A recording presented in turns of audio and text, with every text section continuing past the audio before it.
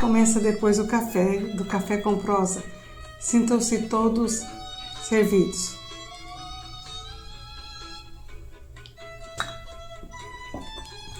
O livro que você gostaria de que seus pais tivessem lido e seus filhos ficarão gratos por você ler.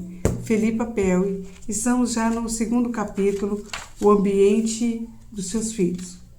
Aqui ela traz, no primeiro parágrafo, sobre um trabalho que um psicólogo estava fazendo com uma família de refugiados e ele preocupado em criar empatia com aquelas pessoas e entender como não era ter um lar permanente. Uma das crianças interveio.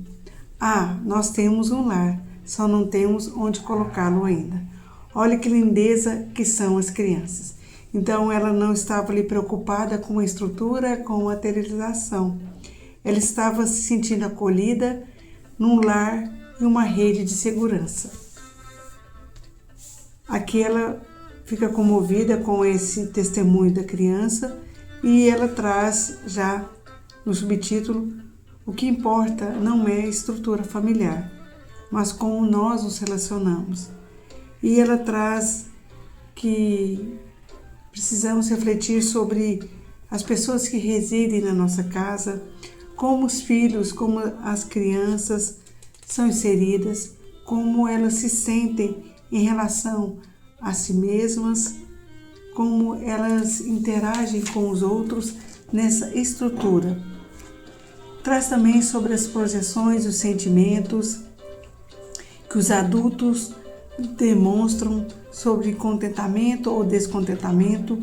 Tudo isso vai formando a personalidade da criança, desenvolvendo a sua saúde emocional. As crianças são indivíduos, mas também são elas que fazem parte desse grande sistema, desses adultos que compõem ali o ambiente. Esse ambiente real. Não existe um ambiente perfeito, ela cita. Afinal, nada é perfeito. Como gostamos de trazer também na constelação, o perfeito por si já basta. Então é essa imperfeição que molda a nossa estrutura, o nosso desenvolvimento.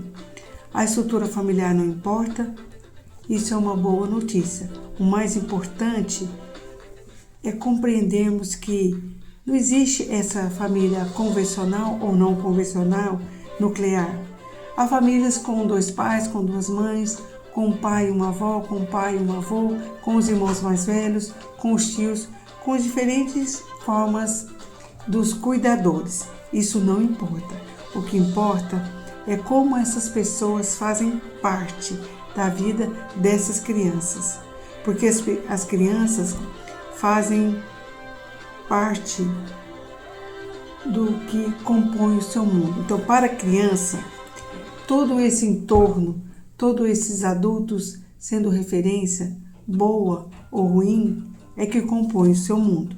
Então, esse cuidado, essa delicadeza de hoje que nós temos a possibilidade de nos desenvolvermos, buscarmos esses conhecimentos, a sabedoria de como conduzirmos o nosso lar, nós temos que utilizar desses conhecimentos.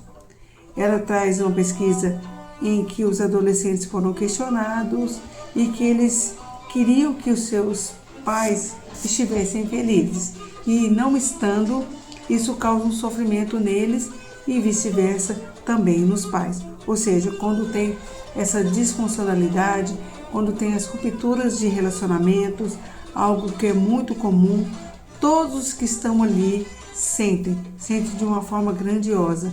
E as crianças, gostam de dizer, elas captam esse sinal invisível desse Wi-Fi da alma e elas vão agregando para si esse sofrimento. É como se elas estivessem com a cabeça para frente, olhando para as dores dos adultos.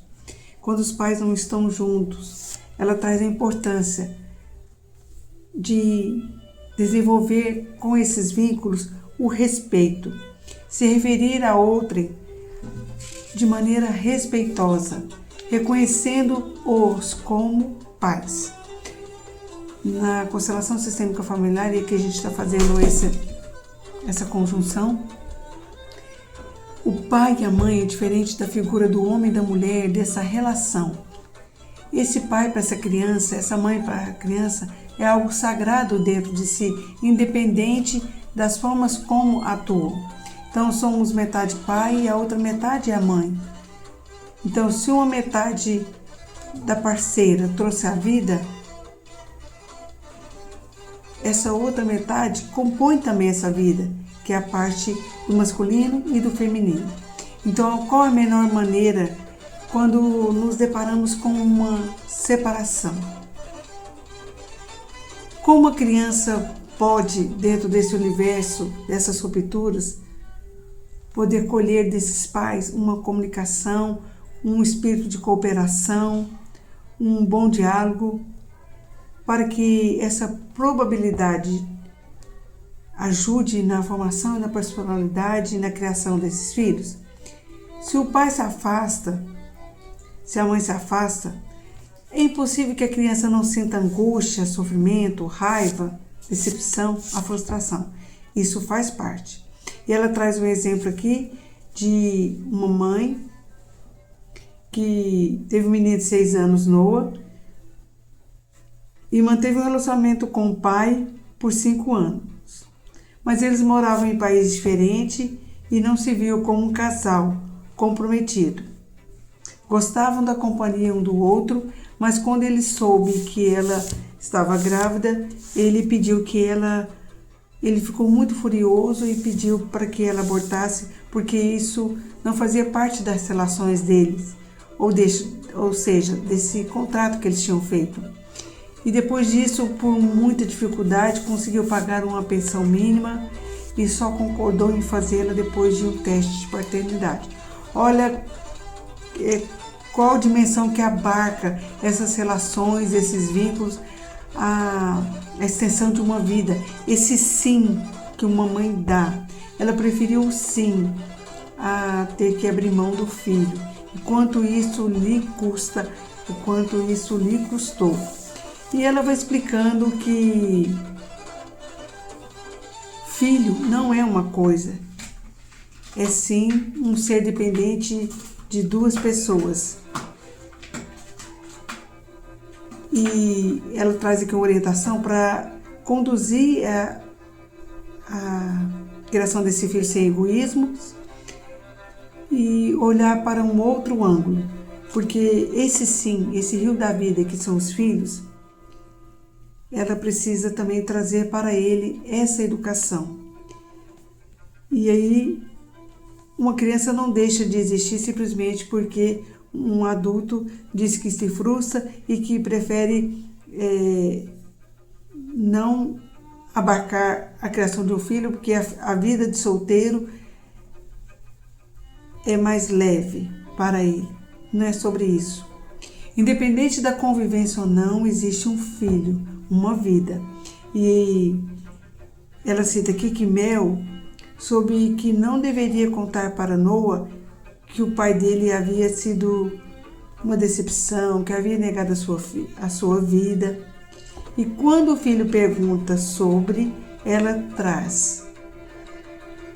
Ela se abastece de uma dimensão muito bacana, não é nada simples, e ela traz as qualidades e os talentos do pai do Noah. E é isso que ela passa para o filho.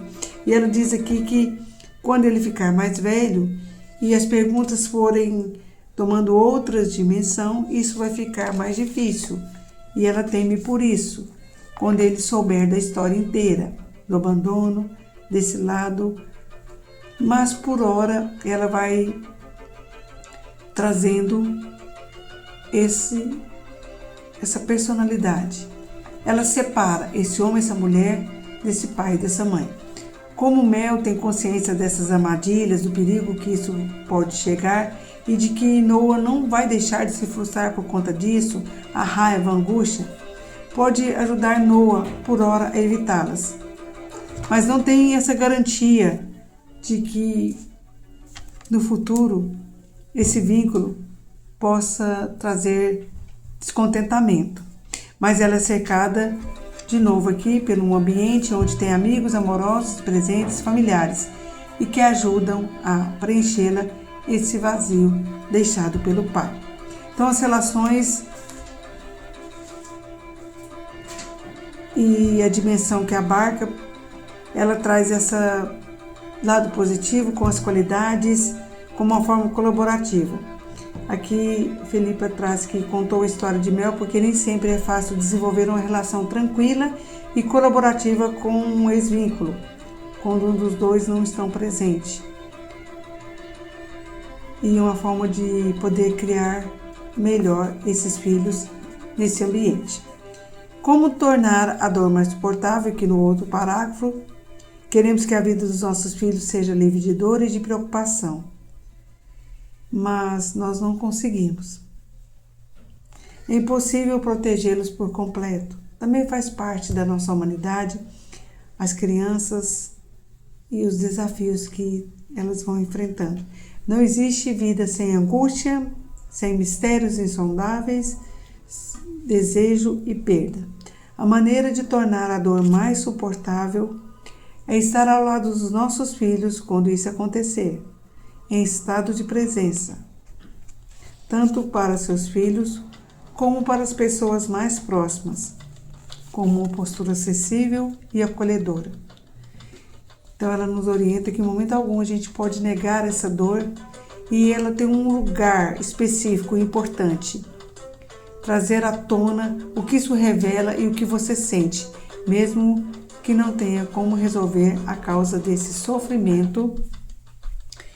Você precisa marcar a sua presença em vez de negar ou afastar-se da dor. Você pode ser uma boa companhia enquanto os filhos passam por essa dificuldade. Essa forma de sintonia torna tudo mais suportável.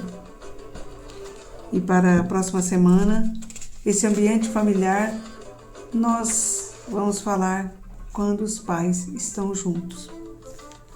Por hoje ficamos aqui sobre as dimensões que abarcam o ambiente dos nossos filhos, as relações, as interações, o que vai para além de uma estrutura física e material, esse mundo das relações e das emoções, onde, como cita a criança, até nós termos um lar, não temos como colocá-lo ainda, ele já existe. Ou seja, esse vínculo amoroso, esse vínculo real, o ambiente dos seus filhos. Semana abençoada para nós, abraços fraternos, compartilhe, envie esse vídeo para quem está numa situação de separação, uma separação de mudanças externas, mudanças internas, e que precisa compreender um pouco sobre o ambiente que nos norteiam, as nossas relações, as nossas interações, enquanto adultos, enquanto pais, enquanto seres relacionais. Divulgue, compartilhe. Até a próxima. Abraços fraternos.